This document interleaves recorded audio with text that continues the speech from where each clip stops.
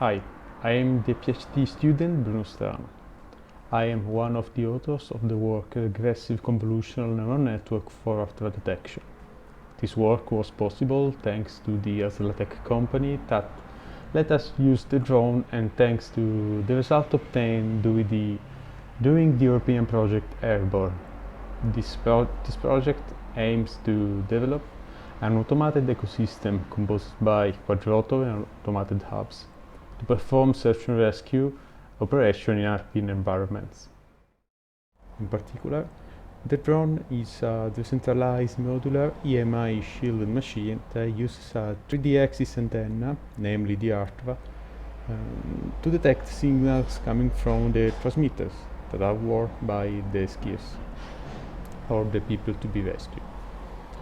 The main goal of our study is the development of a procedure to estimate the position of the victims through the data coming from the ARTVA and the airborne quadrotor. So we developed a RCNN, a Regressive Convolutional Neural Network, to detect the ARTVA signal and estimate the distance between the receiver and the transmitter. The task is challenging because of non-linearity, of course, of the antenna and the electromagnetic interferences EMI coming from the AC motors and avionics present which are still present despite the filtering performed by the shielded frame of the UAV. Our setup was composed by 100 Hz 3D ARTVA receiver, an airborne shielded UAV, and one ARTVA transmitter. The network is composed by 80 fully connected nodes and 2 convolution layers.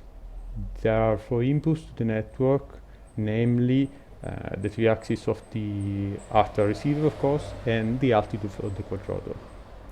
In particular, the altitude of the quadrotor is uses just in the first convolution layer.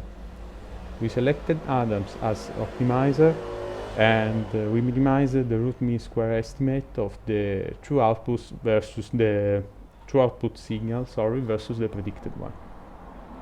The dataset was so generated by synchronizing the telemetry data of the quadrotor to a ground truth signal coming from the radio command DRC. In particular, the altitude, the attitude, and the distance from home of the quadrotor have been fused to extract the real distances used for the labeling procedure. The data was recorded doing some typical search and rescue flight patterns that they are like the Greek pattern there are patterns performed by real human operator, and data has been augmented to avoid overfitting by shifting the time series.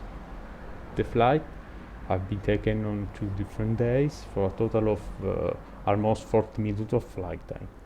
In conclusion, the result with a 91% of similarity between estimated and real distances encourages an extension of the application in a real-time scenario and motivates further studies and improvement of the dataset. That's all. Thank you for your time.